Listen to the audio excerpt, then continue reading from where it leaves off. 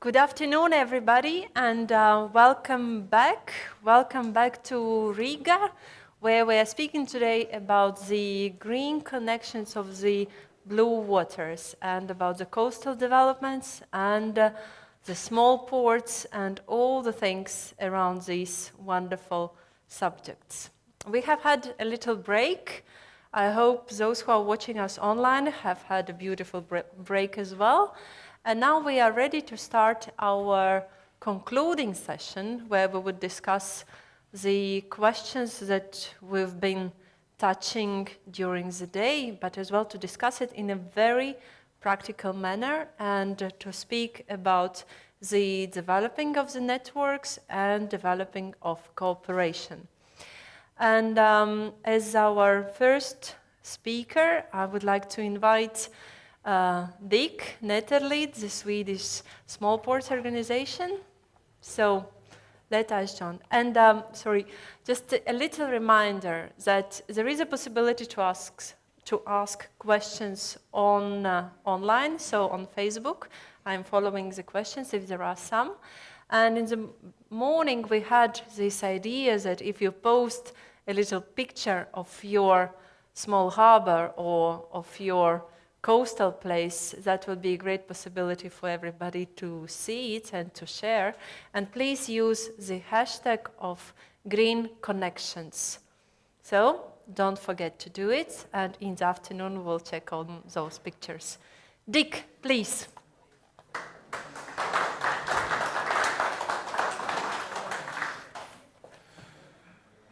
Okay, and then I'm back again.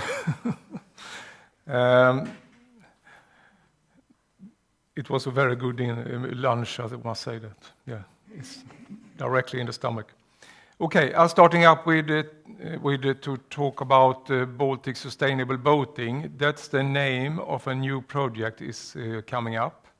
And I know there is a lot of people out in the digital world now, and here maybe also they don't know what's happening here.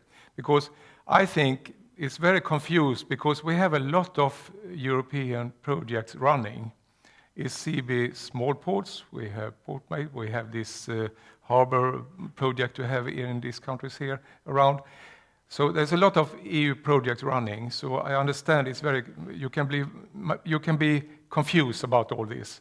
But what I will focus on is a project that runs for the whole area, and to get on the whole area. But first I want to give you some aim and background around this. My name is Dick Netterlid. I'm the Secretary General of Swedish Union of Guest Harbour, if there is some new watcher here. It all started back to the crime scene, I always say when I come. Yesterday evening here, I told Julia that I'm back in the crime scene now. I was here 2019 and was invitation to port conference then in Jurmala. And I put up in my speech, I put up some discussions, some ideas about what can we do together in the whole Baltic Sea area. Because this is a very interesting maritime destination area. So I will not talk so much about Sweden just now. Sweden is one part of the partners here, but there is more partners. In 2019 was this, and this gave some thoughts and some meetings that the results was in February 2020, an application was submitted to Swedish Institute that we talk about Baltic Sea cooperations for pre-study funding, and with the aim of the anchoring of future collaboration in marketing and increased sustainability in the coming sailing area. That was a start for see if this is of interest or if we can manage some results of this thinking. And the results is what difficult to say that we have a result, of course, is so, but we're starting up directly when the pandemic situation came up, and it was only digital meetings, and we see each other in small tellies the whole way here. So it was difficult to work with this.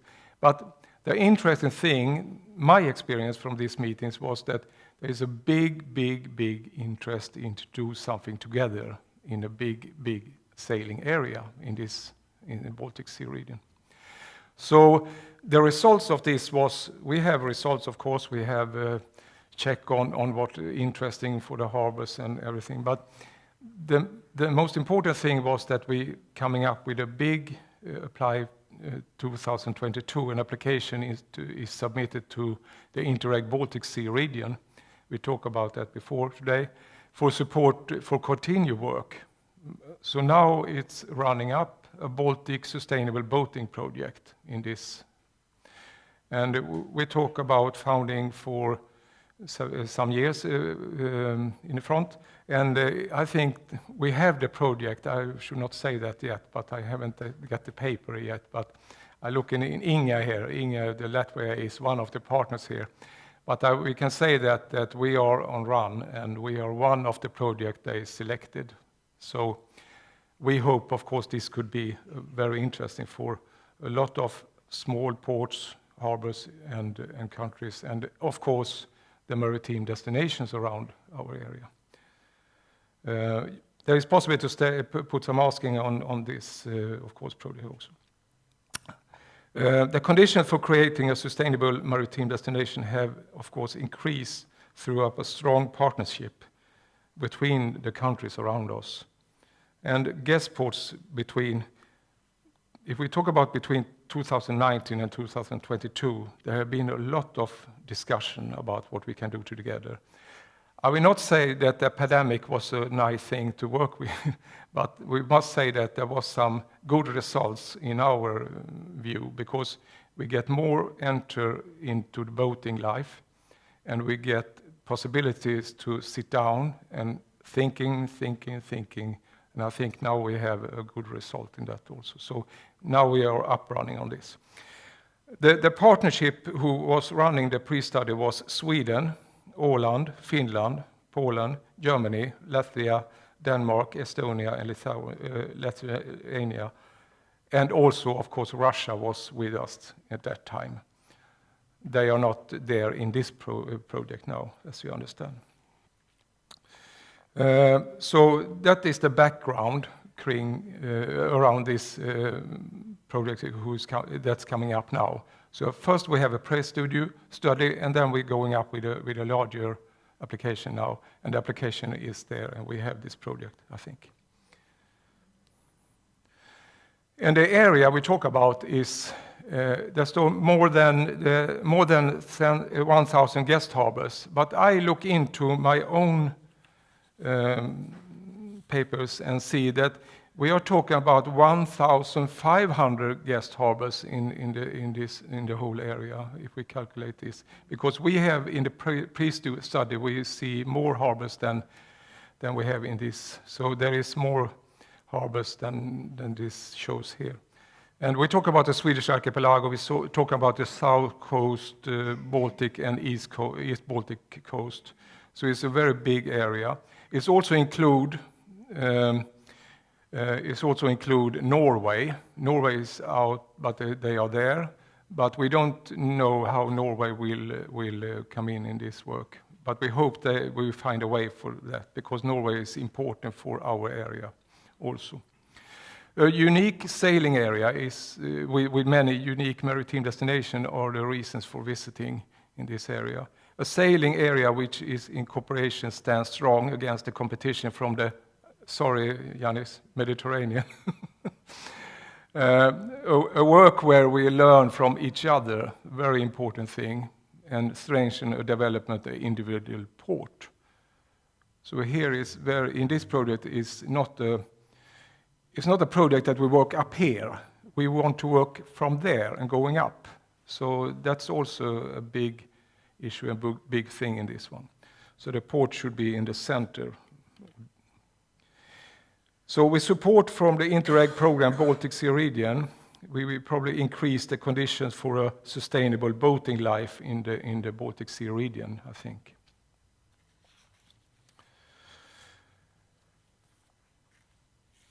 When we talk talk about sustainable waters, blue economy, we find that these two areas are the ones that are of the greatest importance and in focus. In order to eventually develop a sustainable maritime environmental and a growth for the maritime destinations in our coastal areas, larger lakes, and also we don't forget also the inland waterways and the canals. For Sweden, for example, I must say Sweden again, I'm sorry, but we have a lot of big canals, and it's we look in the largest boating interest are in the inland in Sweden. So if we talk about Stockholm Archipelago, Gothenburg Archipelago, that's famous. But if we look where all the boats are, they are in the inland, in the big lakes and the canals. So we have to for Swedish way, we look into that also. From Sweden, the great emphasis is placed on this participation of all within the framework of this Interreg program.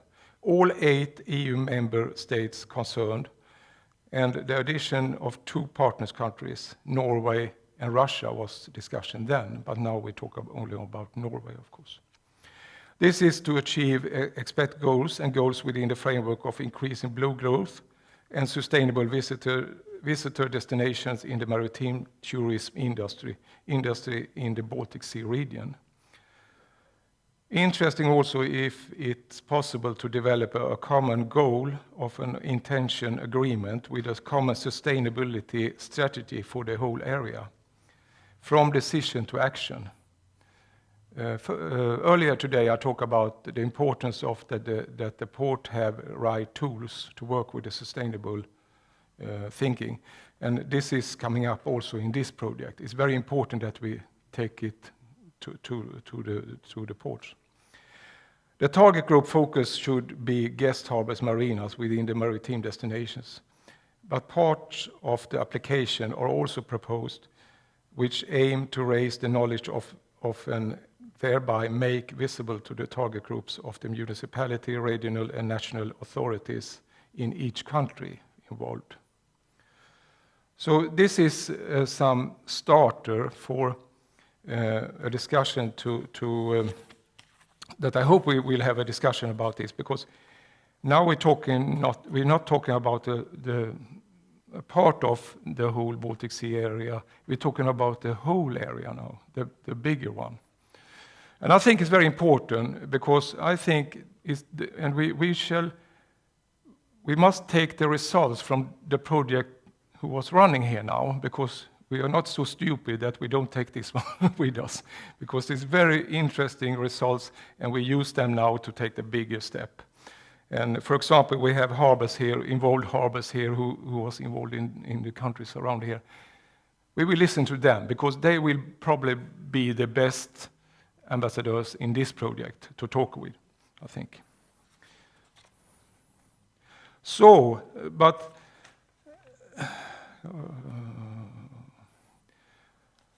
so I put this on the computer. The risk we take with all this, that we get more boat guests and tourists at our maritime destination. That's the risk we take.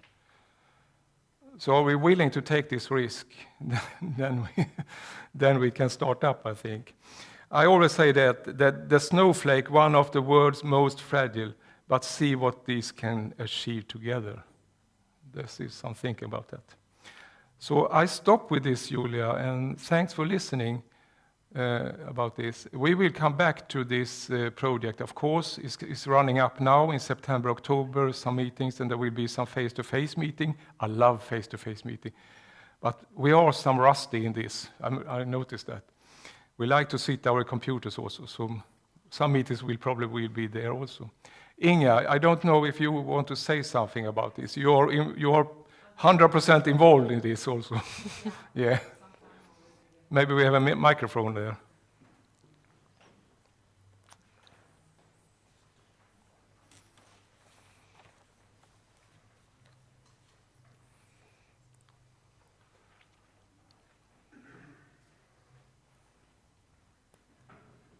Go. No, just say you don't need to. Hello, my name is Ingrid and I'm from Riga region.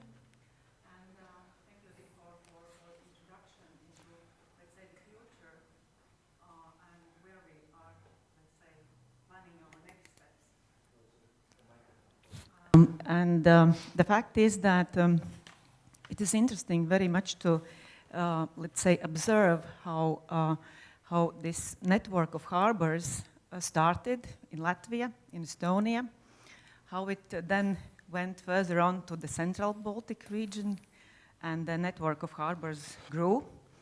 And now the next projects and initiatives are developing through creating, let's say, network of harbors in the Baltic Sea region. And we are very much looking forward to that. And just let me remind that actually in Latvia and Estonia, if we talk about qualitative harbor services, it was started through EU support, through Interreg support, Estonia-Latvia program support. Of course, harbors were working towards that, but still, let's say, business and tourism opportunities were sought and developing. So what was necessary was really to put up, let's say, equal standards for the harbors.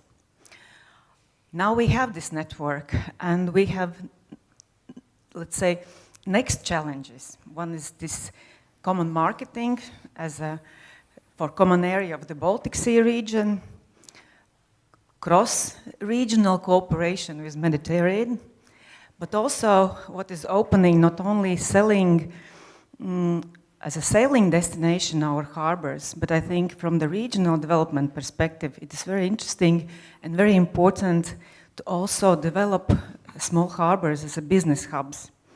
Because we all know we are living in a climate place where it is very, let's say, seasonal affected. So we are very much also thinking, looking in the future about how to create business clusters in harbors, how to cluster harbors with the surrounding tourism infrastructure, and so on. So, and also, if we are talking about future and what kind of content we would like to put into future initiatives and projects, I think it's very important to understand what are additional services, what are innovations, and what are technologies which can be put up in harbors, both to be more cost efficient, to be more energy efficient, and to be more sustainable. So, and this is, today I was really inspired by Jānis' presentation and experience, what, let's say, cosmic, sometimes maybe technologies exist, and how harbors are serving and how they are working, not only to be businesses, but also be sustainable and green places for the coastal area. So this is briefly my comment that I wanted to contribute. Thank you. Thank you. So I'm very much forward-looking to suggestions about future services in the harbors to overcome this seasonality and to create jobs in the harbors. Yeah. Thank you, Inga. Thank you very much. I think indeed this is one of. We only agree with Inga there in some way, but it's also with more knowledge and competence we can create these sustainable guest harbors in terms of environmental and safety, organization, and economical development, I think. Yeah. So there is some terms we have to work with. Yeah, indeed, and this goes very well in terms of all these discussions that we were having today, that this maritime agenda, it's not only about, developing better services in the harbors, but it's about bringing all kind of this extra value to the whole coast. And as Jānis mentioned in the morning, €1 invested in the port brings €4 on the coastal business. Yeah. So this is how we should think about it. That this is really bringing more development, and if we already in the beginning start to think about it as a cooperation, as a sustainable development, then for sure we are heading towards greener future and preserving these natural capitals that we have, and really developing better and beautiful region. Yeah, and I think also this program, this project, if we read it properly, we see also that there will be more connection with the varves industry and the producer of boats and everything. I know if it's coming up here, but the EBI is coming in here also after me. But we have Sweboat in Sweden and everything. We work more and more together in this, I think, because of this package. I talk always of this package because the boat is coming up here. We must have them here in the winter time also. We will not have them here if we don't can show them that there is possibility to stay here, because the infrastructure in our area is very, very good. I fly from Gothenburg to Riga. That's super, for example. But people is coming here. They put the boats in the northern part and they put the boats in the southern part in the winter time, and they fly home and they come back in the spring. There we have a big business, I think. So I think it's a lot of things to do.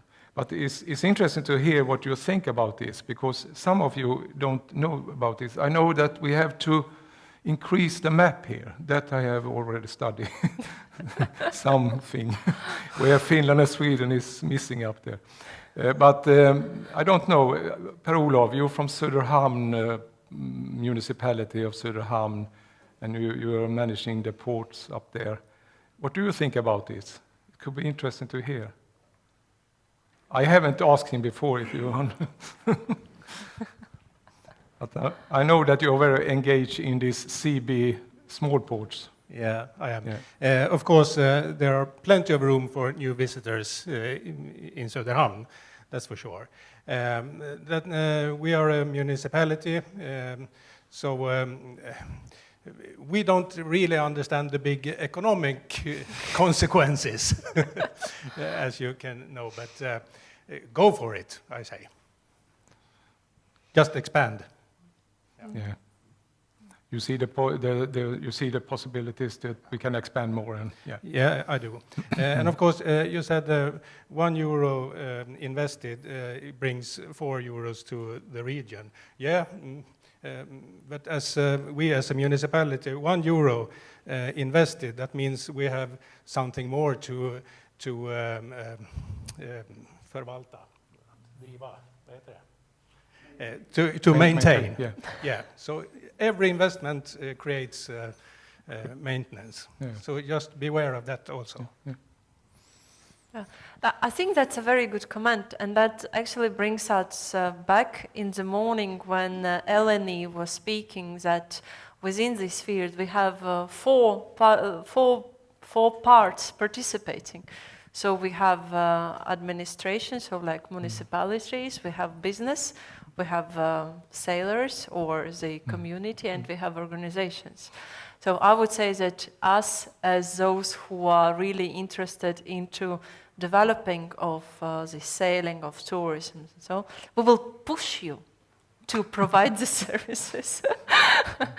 And of course, this is very good that already, how to say, we are discussing the things now, and it's clear that it's not only about building up something, but that's why we should always think sustainable, is already from the beginning of thinking how we can use things long term, what would be coming up afterwards, and how we can really, because the investment only will not bring back the money. It should be a certain plan of how to address the users, and that's why we will be speaking about branding and marketing of the region, how to increase these possibilities that already exist.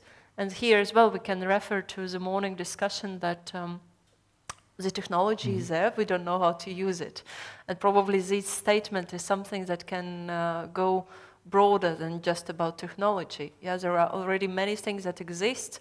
We need to create a better way of using it. Yeah, and that's part of a sustainable thinking.